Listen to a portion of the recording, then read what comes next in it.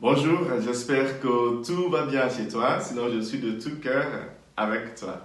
Nous sommes déjà le mois de février.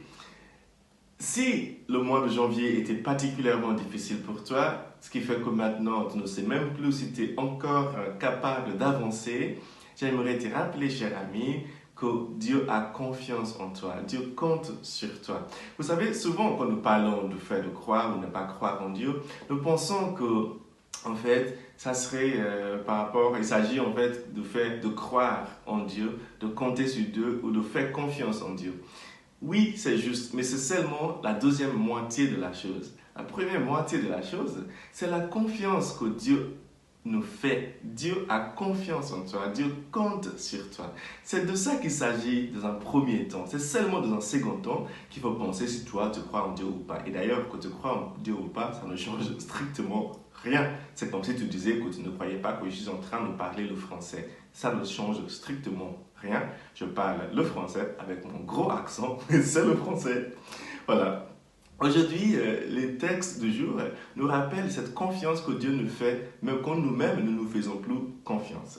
Dans la première lecture d'aujourd'hui, qui est tirée de la lettre aux Hébreux, chapitre 11, de versets 32 à 40, en fait, pour comprendre ce texte, il faudrait commencer la lecture de chapitre 11, de verset 1 jusqu'à 14. C'est un peu long, mais ça nous explique en fait ce que c'est la foi. La foi d'abord de Dieu en nous et notre foi en Dieu. C'est les deux aspects de la chose.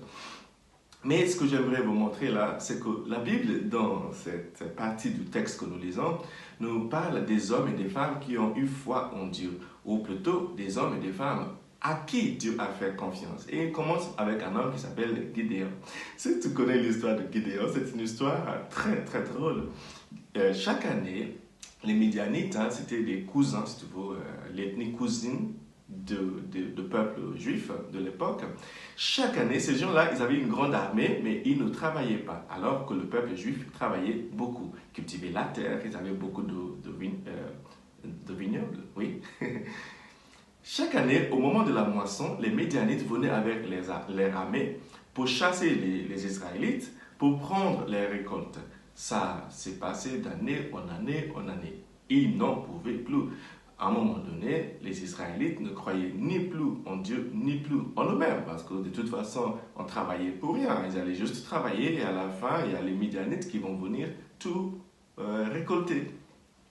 Donc une année comme ça, il y a Gideon qui est allé se cacher quelque part parce qu'il n'en pouvait plus, il ne croyait plus en rien, hein, paralysé complètement. Et c'est en ce moment-là que Dieu vient le voir et Dieu lui dit, toi, grand homme avec beaucoup de force. Et Gideon se dit, oh là, on parle de qui là?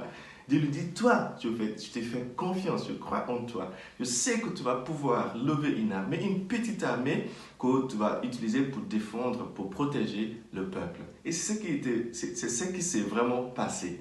Gideon ne croyait pas en lui-même, il ne croyait pas en Dieu, mais Dieu croyait en lui, Dieu comptait sur lui. Toi aussi, peut-être tu ne crois pas en Dieu, peut-être tu crois en Dieu, mais Dieu compte sur toi et Dieu croit en toi. Et ça, c'est très important.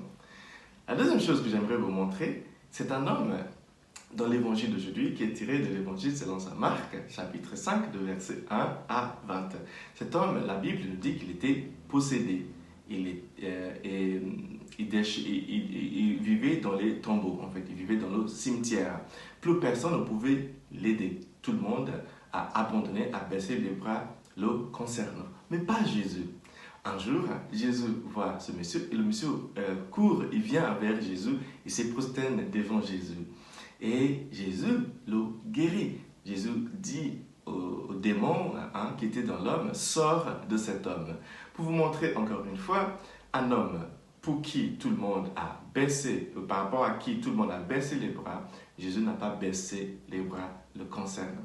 Dieu ne baissera jamais les bras te concernant. Dieu fera tout pour que tu sois guéri, pour que tu ailles mieux, pour que tu retrouves ta joie. Dieu compte encore sur toi. Il te fait encore confiance. Peut-être toi-même tu as perdu confiance en toi. Tu ne veux plus avancer parce que tout va mal. Sache aujourd'hui que Dieu te fait encore confiance.